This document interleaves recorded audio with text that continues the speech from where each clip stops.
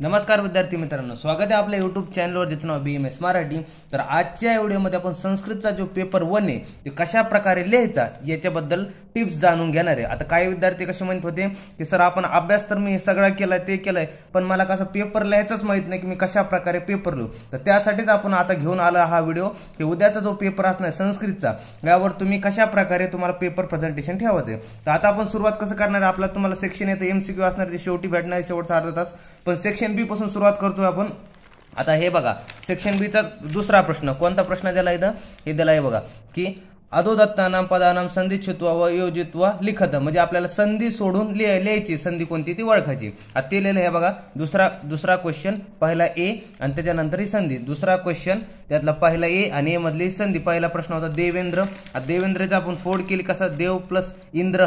आता कसं आहे देव प्लस इंद्र, आता संधी कशा प्रमाणे झाली, आता देव प्लस व हलंत केलाय, व मध्ये दडलेला होता, लपलेला होता आणि पुढचा ई सोबत मिळून काय ए तयार होतो, म्हणजे कसा शब्द झाला की आणि ई मिळून काय झाला, ए झाला। पण कोणत्या सूत्राने झाला, आदगुण। हे तुम्हाला सूत्र लिहायचंय की आदगुण सूत्राने अशा प्रकारे झालाय। मग कसं झालं, ए झाला, मग एचा पुढे कसं झाला की ते बघा देव व हलंत त्यासोबत ए आला आणि त्यानंतर द्र, त्यानंतर हे ए पुढच्या व मध्ये मिक्स झाला, त्यानंतर काय झालं मग देवेंद्र, म्हणजे मात्रा झाला एक, म्हणजे देवेंद्र अशा प्रकारे हा शब्द होता देवेंद्र। तर देवेंद्र शब्दाची अशा प्रकारे संधी झाली होती, ती आपण स्टेप बाय स्टेप सोडली आणि आपण ते सूत्र लिहिलेलं की कोणत्या सूत्राद्वारे ही संधी कशा प्रकारे झालती। आणि शेवटी लिहिता जाता जाता आपल्याला खाली लिहावं लागतं की संधी कोणती, तर ही संधी होती गुणसंधी। तर तुम्हाला इथं 1 मार्क, ह्या पहिल्याच क्वेश्चनला 1 मार्क मिळालाय। अशाच प्रकारे तुम्हाला जो LQचा 2 मार्काचा क्वेश्चन असतो अशाच प्रकारे पूर्ण सोडायचे, त्या सूत्र लिहायचंय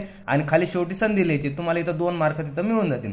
नंतर आता दुसरा प्रश्न होता बी मधला काय होता, अधोदत्तानाम पदानाम विग्रह वाक्य समस्त पदत्व लिखत, म्हणजे काय म्हटलंय की जे खाली दिलेला पद आहे वगैरे की जो शब्द दिलाय त्याचं काय दिलं, विग्रह वाक्य करायचं आणि कोणता समास आहे ते ओळखायचं आपल्याला। आता इथं बघतो आपण चक्रपाणी, आता चक्रपाणी ते बघा, आता हे बघा चक्रपाणी, आता इथं सॉरी हा शब्द चुकलेला आहे त्यांनी, चक्र पाणी अशा प्रकारे हा शब्द होता चक्रपाणी। त्याचा कशा प्रकारे विग्रह होतो, चक्रम पानो यस्य सह। आता हा त्याचा विग्रह झाला। आता काही विद्यार्थी म्हणत होते सर काय समास मध्ये आम्हाला स्टेप बाय स्टेप सोडवायचं का, नाही डायरेक्ट काय करायचं विचारलं आपलं विग्रह वाक्य आणि डायरेक्ट समास लिहायचं। ते बघा, तर काय चक्रपाणीच होता, आपण विग्रह केला चक्रम पानो यस्य सह, हे विग्रह केला आणि त्याचा समास काय होता, बहुविरी समास होता, बहुविरी समास। अशा प्रकारे आपण लिहिलेला समास। त्यानंतर आता तिसरा क्वेश्चन आहे, आता तिसऱ्या क्वेश्चन कडे जाऊया। आता तिसऱ्या क्वेश्चन मध्ये काय सांगितलं आपल्याला ते बघून घेऊया।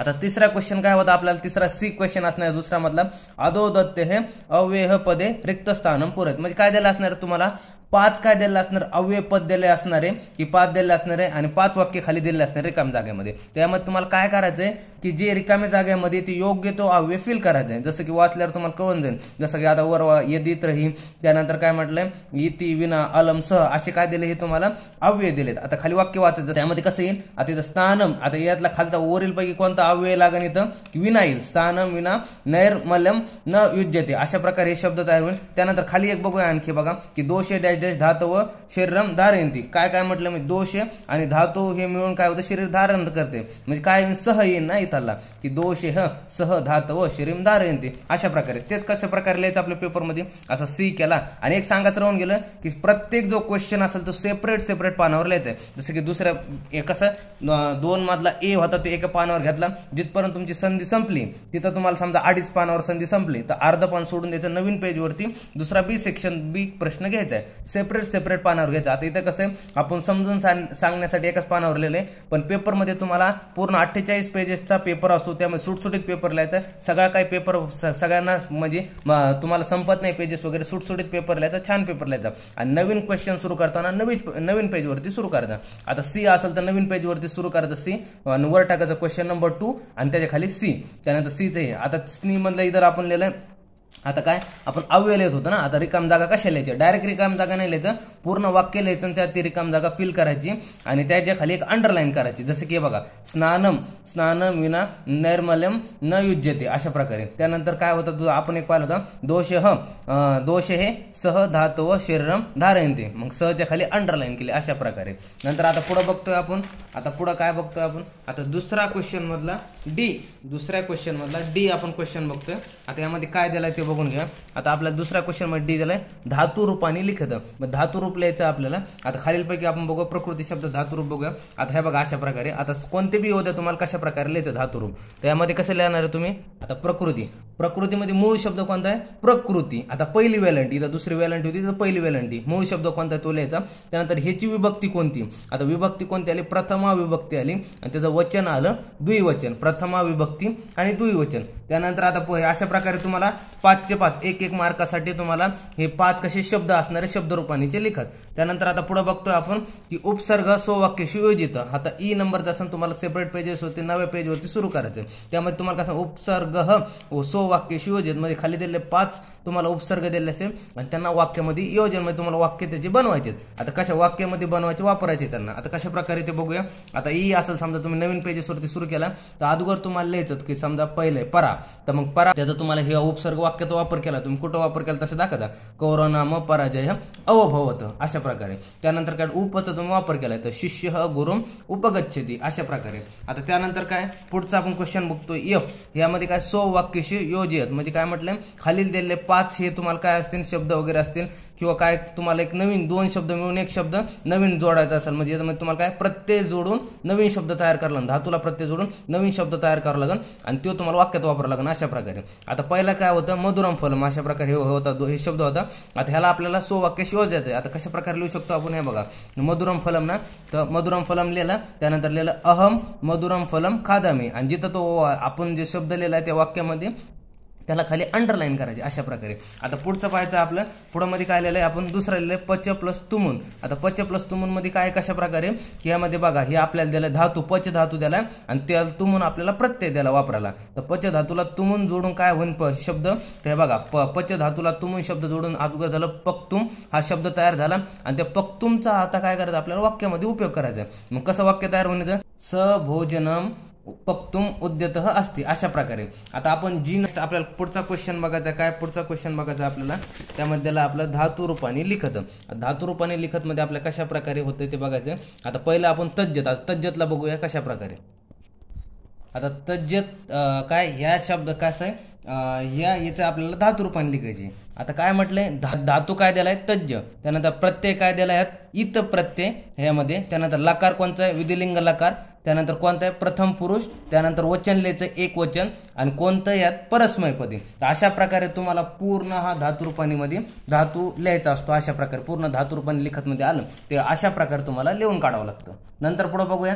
आता पुढचा प्रश्नामध्ये काय दिलंय अधोदत्ते रेखांतानाम पदानाम कारकसंभ निश्चयीकृत तदनुसृत्य पदानाम अर्थ लिखतू. म्हणजे काय म्हटलंय तुम्हाला इथं खाली दिलेल्या पदाचा काय करायचं कारक संबंध लावायचा आहे आणि त्या पदाचा अर्थ लिहायचा अशा प्रकारे. आता पहिलं वाक्य काय दिलंय रसाद रक्तम प्रजायते. आता काय म्हटलंय ते बघूया. आता रसाद रक्तम प्रजायते आता अंडरलाईन रसाद केलंय म्हणजे ह्या शब्दाचा तुम्हाला कारक संबंध लिहायचा. आता कशा प्रकारे रसात या शब्दाची काय विभक्ती काय होती अगोदर तुम्हाला लिहायची, पंचमा विभक्ती लिहायची.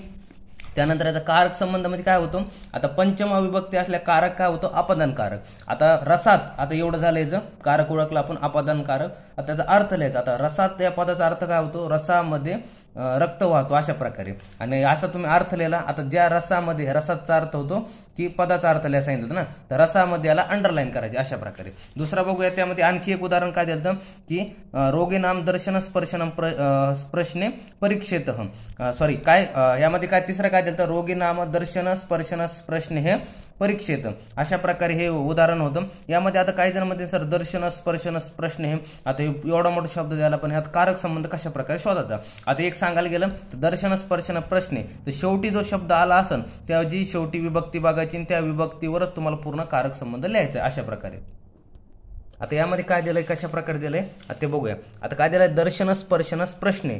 आता काय दिलंय हे बघा प्रश्ने. आता हे शब्द जो आहे त्याची आता विभक्ती काय होती तृतीय विभक्ती होती, म्हणून त्याचा कारक काय आला, करण कारक आला. शेवटी तुम्हाला फक्त इथं पाहायचंय की काय हे शेवटचा जो शब्द आहे असा जुळा शब्द आला असला तर शेवटचा शब्द पाहायचा, त्याची विभक्ती पाहायची आणि त्या विभक्तीनुसार कारक लिहायचं. आणि शेवटी या पदाचा पूर्ण अर्थ, आता आपल्याला पद पूर्ण झालं ना, त्या पूर्ण पदाचा अर्थ लिहायचा आपल्याला. आता कसं आहे पदाचा अर्थ म्हणजे दर्शन स्पर्शन परीक्षेद्वारे रोगी परीक्षा केली जाते अशा प्रकारे. मग यामध्ये पदाचा अर्थ काय होता, दर्शन स्पर्शन परीक्षेद्वारे, तर ह्याला आपण अंडरलाईन केलं. आता आपण बघतोय हे लिखीव पाहतोय. आता तिसरा काय, दीर्घ उत्तरी प्रश्न. तर नवीन पेजवर जायचं सांगितल्याप्रमाणे नवीन पेजवर तुम्हाला सुरुवात करायची. आता यामध्ये कसं, आता नवीन पेजवर केलं आपण, आता सुरुवात केली. आता त्यामध्ये तुम्हाला काय दिलं, पहिलाच काय, उचितम शब्दरूपम विलिख्य वाक्य योजत, म्हणजे खाली काय दिलं असेल तुम्हाला, शब्द दिला असेल आणि त्याच्या पुढे तुम्हाला सांगितलं असेल की त्याची काय करा, की कोणतं म्हणजे त्याची कोणती विभक्ती करा, कोणतं वचन करून आणि त्याला वाक्यात वापरा असं सांगितलं असेल. आता इथं बघा ऋतू हा शब्द आहे, म्हणजे शब्दाचं हे बी दिलंय की उकारांत पुल्लिंगी शब्द आहे हा. यामध्ये तुम्हाला सप्तमी एक वचन करायचंय आणि ह्याचं सप्तमी एक वचन करून काय करायचं, वाक्यात वापर करायचा अशा प्रकारे. आता बघूया कशा प्रकारे केलंय आपण. आता हे सप्तमी, आता क्वेश्चन नंबर 3 टाकला, मग ए टाकलं आणि त्याच्या खाली आपण ते शब्द लिहितोय. आता सप्तमी ऋतूचं आपला सप्तमी एक वचन करायला सांगितलं होतं, तर ऋतूचं सप्तमी एक वचन झालं ऋतू आणि त्याचा वाक्यात उपयोग केला आपण, ऋतू भव तदार्थवम अशा प्रकारे. नंतर आता आपण सुरू करूया बी. आता तिसऱ्यातला बी आहे, तर बी मध्ये काय सांगितलं आपलं, अधोदत्तानाम समस्त पदानाम विग्रह वाक्यम समस्त पदम वा काय म्हटलं पुढं, आपल्याला बी दिलाय. बी मध्ये काय दिलाय, यामध्ये आपलं क्वेश्चन अधो दत्तानाम समस्त पदानाम विग्रह वाक्यम समस्त पदम वा समासम नाम सहलिखित, म्हणजे काय म्हटलं की विग्रह वाक्य करायचं आपल्याला आणि काय मध्ये त्याचा समास कोणता आहे तो ओळखायचा सांगितल्याप्रमाणे. आता आपल्याला मध्ये काय दिलं इथं बघूया आपण की निर्दोष. आता निर्दोष काय म्हटल्याप्रमाणे आता हे बघूया खाली. आता पाचवा आपण बघ निर्दोष. आता निर्दोष म्हणजे काय, दोषानाम अभाव अशा प्रकारे आपण विग्रह केला आणि त्याचा खाली समासलेला समास अव्ययभाव समास अशा प्रकारे. आता पुढचा आपल्याला तिसरा एलिक्यू पाहायचा. तिसरा एलिक्यू मध्ये काय दिलं आपल्याला, तिसरा एलिक्यू काय दिलाय की संधी छुत्वा व योजित्वा संधी सूत्रमचं लिखित, म्हणजे संधी सोडून संधीचं काय सूत्र लिहून आपल्याला संधी सोडवायची. आता आपण सुरुवातीला तुम्हाला सांगितल्याप्रमाणे काय संधी सोडवलेली सूत्र टाकून आपण संधी सोडवायची तुम्हाला सांगितलेली आणि शेवटी संधी लिहायची. तेच इथं सांगितलं तुम्हाला 2 पैकी 2 मार्क मिळवण्यासाठी. आता इथं काय दिलं, पहिलंच उदाहरण शीने आणले. आता काय म्हटलं ते बघूया. अनिले, आता हा शब्द होता, यामध्ये कसं झालं की याची फोड केली आपण, शीने प्लस अनिले. आता अचा हा पूर्वरूपचं चिन्ह झालेलं होतं कोणत्या सूत्रानुसार, येन पदांती दती. आता ह्या सूत्रानुसार हे अचं पूर्वरूपचं चिन्ह झालेलं होतं, मग तेच तुम्ही इथं लिहिलं आणि कशा प्रकारे झालं होतं ते लिहिलं. त्यानंतर काय लिहिलं, ही शब्द संधी झाली म्हणून इथं अशा प्रकारे शीने अनिले, कोणती संधी झाली, पूर्वरूप संधी. नंतर पुढे पाहिलं ते यथोत्तरम. आता काय इथं बघा आणखी एक दिलं यथोत्तरम. आता कशा प्रकारे ही संधी आपण सोडली. आता यथोत्तरम हे संधीच फोड केली, यथा प्लस उत्तरम. आता यथामध्ये हा आ आणि उत्तरम मधला ओ आणि आ आणि ओ मिळून ओ होतो कोणत्या सूत्राने, आदगुण या सूत्राने. आणि त्यानंतर आदगुण या सूत्राने झालं, मग ते शब्द कसा झाला की यथोत्तरम हा अशा प्रकारे हा शब्द झाला. आणि त्यानंतर संधी कोणती होती, कोणत्या संधीने झाला हा, तर गुण संधीने झाला अशा प्रकारे. आता पुढचा प्रश्न बघूया आपण काय, डी लास्ट शेवटचा प्रश्न आहे डी. त्यातला अ काय, धातूनाम प्रत्यय रूपाने लिखाय. प्रत्यय रूपाने लिखाय म्हणजे काय म्हटलं, धातूला प्रत्यय जोडून शब्द लिहा असं म्हटलंय. आता पहिला शब्द काय, चिंत प्लस कत्वा. आता चिंत प्लस कत्वाला काय करायचं, कत्वा मधला आपल्याला त्वा जोडावा लागतो. मग चिंत या शब्दाला त्वा शब्द जोडायचा आपल्याला, तर मग काय शब्द होईल, चिंतित्वा अशा प्रकारे. आता इथं दुसरा शब्द दिलाय पठ प्लस अनियर. आता पठ प्लस अनियर. आता अनियर प्रत्ययामध्ये आपल्याला काय घ्यावं लागतं, अनिय घ्यावं लागतो. म्हणजे पठ या धातूला अनिय जर शब्द जोडला तर काय तयार होईल, पठनीय अशा प्रकारे हा अ होता. म्हणजे अशा प्रकारे तुम्हाला काय प्रत्यय लिहायचे, तुम्हाला 5 मार्कसाठी प्रत्यय असणार आहे. त्यानंतर पुढचा प्रश्न असणार आहे ब, तुम्हाला वाच्य प्रयोग विपरिणमयत, म्हणजे तुम्हाला वाच्य प्रयोग करायला सांगितले आहेत. त्यामध्ये तुम्हाला वाच्य प्रयोग दिला असेल, म्हणजे जसं काय दिलं असेल इथं की तुम्हाला दिलं असेल की कर्तुरवाच्यचं कर्मवाच्य करावं लागेल, कर्मवाच्यचं कर्तुरवाच्य करावं लागेल. म्हणजे जसं की आपण काय म्हटलं होतं, जे कर्तुरवाच्यचं सूत्र काय असतं, 1 2 1 असतं आणि जे कर्मवाच्य असतं ते सूत्र असतं 1 3 1 1 असतं. कर्तुरवाच्यचं कर्मवाच्य करा आणि कर्मवाच्यचं कर्तुरवाच्य करा अशा प्रकारे. आता तुम्हाला एक समजून जाईल की जसं की तेन म्हणलं 3 आलं, मग हे काय झालं, कोणतं झालं, कर्मवाच्य झालं. नंतर काय झालं, 1 आलं, तर समजा काय सेवक ग्रामम अगच्छत, हे काय झालं, कर्तुरवाच्य झालं. हे सूत्र काय झालं, कर्तुरवाच्यचं सूत्र झालंय. तुम्हाला अशा प्रकारे समजून जाईल. त्यामध्ये काय दिलं, आता हे बघू आपण, सेवक ग्रामम अगच्छत. आता सेवक ग्रामम अगच्छत याच्यामध्ये तुम्हाला काय करायचं, 1 2 1 3 1 1 करायचं. म्हणजे काय होईल, सेवकेन ग्रामम अगम्यते, म्हणजे हेच केलं काय, सेवकचं काय केलं 3 केलं काय, सेवकचं काय केलं सेवकेन, ग्राममचं काय झालं द्वितीयातून पहिल्यातल्याला, आता ह्या नपुंसकलिंगी असल्यामुळे ह्या शब्दामध्ये बदल होत नाही, आणि त्यानंतर अगच्छती अगच्छत होतं, तर अगच्छतचं काय झालं अगम्यते झालं. अशा प्रकारे पूर्ण हा आपण पूर्ण पेपर पाहिला आहे की कशा प्रकारे तुम्हाला पेपर लिहायचा आहे. कोणता संस्कृतचा उद्या जो पेपर असणार आहे सुटसुटीत असा पेपर लिहायचा. जो नवीन क्वेश्चन सुरू करताना तुम्ही नवीन पेजवरती करायचा, जसं ए सेक्शन असेल तर ए करायचं, सॉरी म्हणजे दुसऱ्यातला ए असेल तर ए नवीन पेजवरती करायचा, त्यातला जर बी असेल दुसऱ्यातला नवीन पेजवरती लिहायचा, सी असेल तर नवीन पेजवरती, आणि अशा प्रकारे तुम्हाला पूर्ण छान प्रकारे सुटसुटीत असा पेपर लिहायचा. सांगितल्याप्रमाणे असा सारा पेपर अटेम्प्ट करायचा तुम्हाला.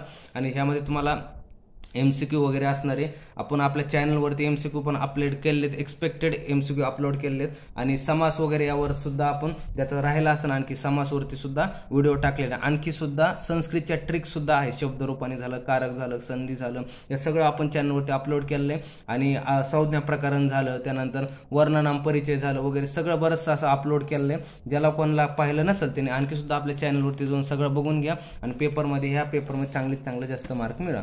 भेटूया नवीन व्हिडिओमध्ये, तोपर्यंत धन्यवाद.